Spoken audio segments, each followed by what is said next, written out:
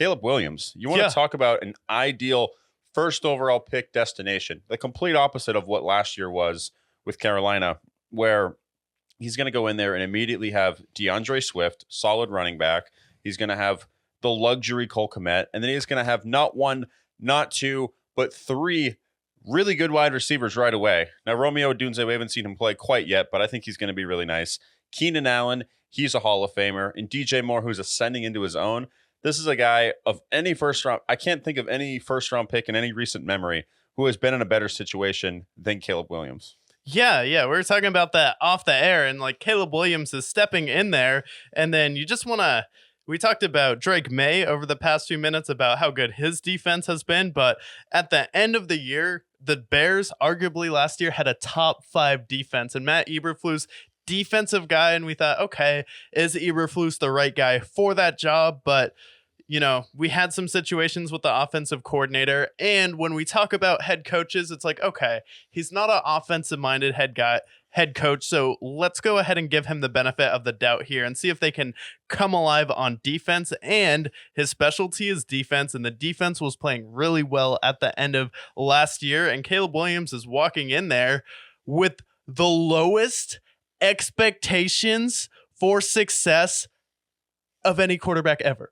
Because you're walking into Chicago, what do you need to do to be the greatest Bears quarterback in history? I don't know. Can you throw for more than 20 touchdowns? Can you throw it over 3,500 yards? And can you make us sniff the playoffs or at least take us to a wild card round? You can do that?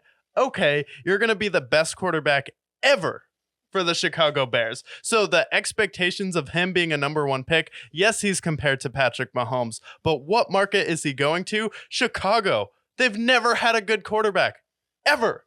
So there's like no pressure on you. And then you're like, okay, you got the wide receiver who everyone is talking about being the hardest worker in the draft at his position. People like TJ Hushmanzada raving about his work ethic. That's adding leadership to that offense too. So he's going to go in there, immediately be grinding. And I don't know, learning from Keenan Allen, arguably the best route runner in football since Larry Fitzgerald retired. And then you have DJ Moore, who's explosive on that roster. You should sit D Swift so he can play well the second half of the year. And then you have Cole Kmet. It's like, this may be the best team that any number 1 pick has ever gone to. Yeah, I mean, just going through it quickly, I mean, Bryce Young, probably the worst situation. And then we're going to skip over Trayvon Walker. And then we got Joe Burrow. He didn't have the best situation. Kyler Murray didn't have the best situation. Yeah, I mean, you're right. Andrew Luck? Baker. Yeah, maybe Andrew Luck. I mean, that was after Peyton Manning. They still had Reggie Wayne there. But even there, like that situation, he had to fill the shoes of Peyton Manning. Yeah. Which is pretty massive shoes.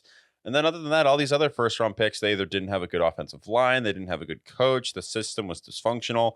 I'm not saying the Bears system isn't quite dysfunctional yet. I guess we'll find out. But I feel like overall for a first-round pick, especially somebody as good as Caleb Williams is projected to be, I mean, you couldn't be in a better situation. Yeah, you couldn't be in a better situation. So this is a situation, though, where the Bears are still kind of cursed, and I still worry about them a little bit just as an organization because we've had moments like this with the Bears, and they've let us down in the past. So hopefully it's not a letdown with Caleb Williams, and he definitely still will have a lot to learn in his rookie year. And then the other thing, too, is we talk about Caleb Williams being in the best situation as far as his team, but when you have Detroit, who's out there doing what they do. We know about the grit. We know about Dan Campbell. They're re-signing everyone on their team, going out there, securing their corner position, getting better on defense. They're still getting better. They're still a young team.